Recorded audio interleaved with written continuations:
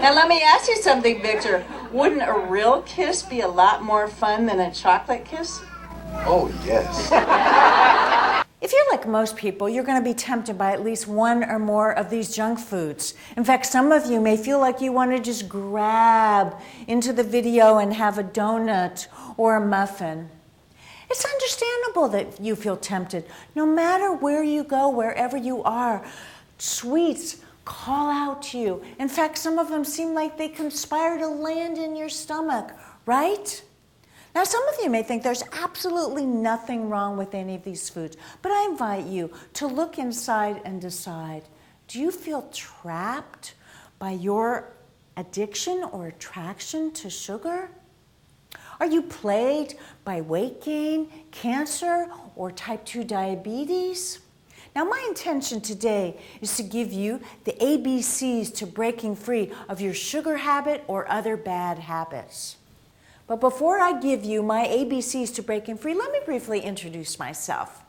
I'm author of the book Sugar Shock with Dr. Stephen Sinatra. Dr. Mehmet Oz endorsed the book, and so did Dr. Christiane Northrup. I'm also a certified health counselor, a certified professional coach, an experienced journalist, and host of the Gab with the Gurus radio show. Now, let me take you back to 1998 so you can see why I'm ideal to help you. You see, that was the height of my sugar addiction. My boyfriend Mark and I were in Southern California at this beautiful restaurant overlooking the Pacific Ocean. It seemed like the waves were crashing against the shore. Flickering candles at every table invited romance. Mark tousled my curly hair. I should have been happy. I was, but I was distracted. You see, my thoughts were skipping ahead to dessert. The minute I had walked into this restaurant, this chocolate aroma had overcome me. This place was like a chocoholic's dream. So when dessert came, I just kept going. I had chocolate mousse and chocolate truffles, and we had chocolate liqueur. And then we had a blast. We were on cloud 9. We laughed. We just had the best time.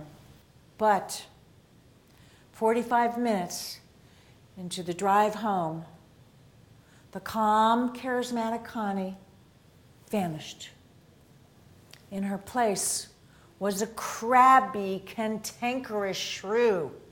One I don't know anymore. Look, in a family-friendly way of putting this, I behaved like a witch with a bee. Many tears, and several days later I found myself in the doctor's office complaining about my inexplicable mood swings, my heart palpitations, my difficulty concentrating, and the fact that my boyfriend had just dumped me. My doctor had one prescription. That's it. Connie, quit eating sugar and refined carbohydrates. If you do that, I think you'll feel better. Oh, yeah, right. Give me a break. I defiantly ate red licorice with a vengeance. I put myself into what I now call sugar shock. But I'd already hit rock bottom. I had nowhere to go. So I kicked sugar. And guess what? All 44 of my ailments disappeared. Poof. I felt reborn. Does that sound spiritual? Yeah. But here's why. Because kicking sugar touched me, healed me, empowered me in ways that I would have never, ever imagined. My sugar addiction turned out to be the biggest teacher of my life. So, it's time for your ABCs to breaking free. A, assume. Assume that wherever you go, you're going to be tempted. But if you make that assumption, guess what? You can always have healthy snack foods with you. to eat at any time, to keep your blood sugar even, to make your moods even. B, bless. Yes, bless. You heard me right. You are going to bless your bad habit. And here's why. Because your bad habit could be just what you need. Look, don't see your bad habit as a problem. It is really an opportunity.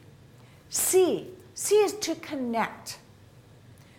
Connect first with other people like you who are looking to kick their sugar habit or other bad habit.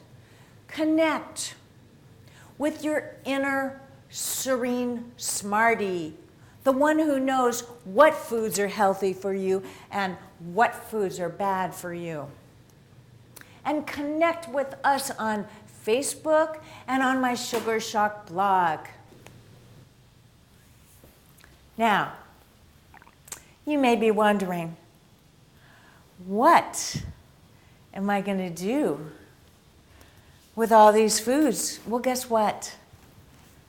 I am not into you anymore at all.